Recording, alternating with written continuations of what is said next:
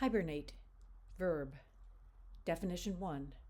Of an animal or plant that spends the winter in a dormant state. Similar, sleep, overwinter, hole up. Definition 2. Of a person who remains inactive or indoors for an extended period of time. Last Tuesday, as we woke to cold rain and possible ice, I wanted to hibernate in front of the fire like Cato and Mac. Morning Bible study had been canceled as a precaution, but the temperature rose enough to make the evening drive to music rehearsal feasible. But on Friday, we woke to snow. I rescheduled an appointment and replanned my day to include driveway shoveling and some spare time to hibernate with scripture, nature, and books.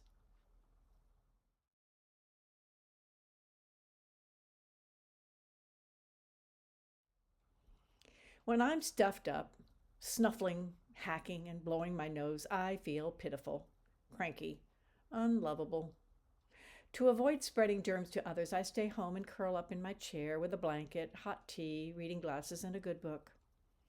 Some years ago, I hibernated with Gay Talese's favorite classic essay collection, Fame and Obscurity. His prose swept me back to the 60s, my teen years, and the city of New York, 2 hours from the rural Connecticut town where I grew up. One Fame essay in particular resonated. Frank Sinatra has a cold. Frank Sinatra had the fame and fortune to have and do almost anything he wanted. Yet he was sick.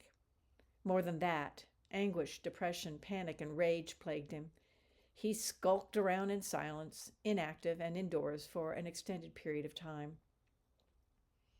This morning, I got out of bed to a runny nose and sneezes, likely allergy rather than a cold since it's been coming and going for the past few weeks. Nothing that stops me from cooking hearty meals and going outside to spend some time in nature.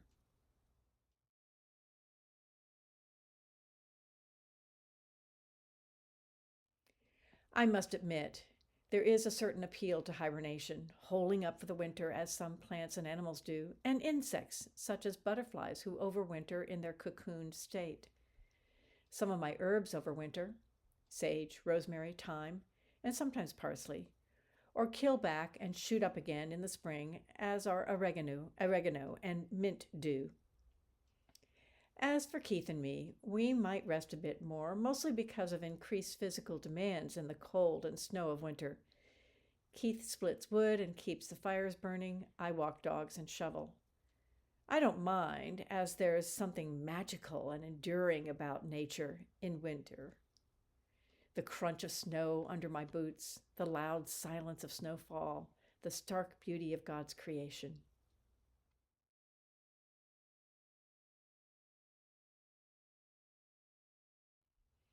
Genesis 8:22.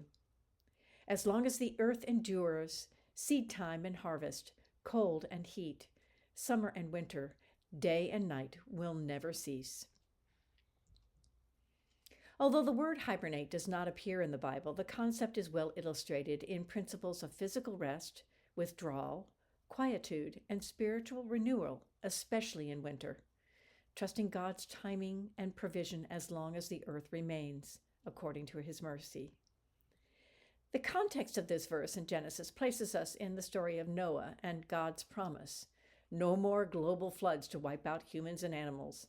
From now until the end of time, seasonal cycles, planting and harvesting, day and night, will function predictably according to his design.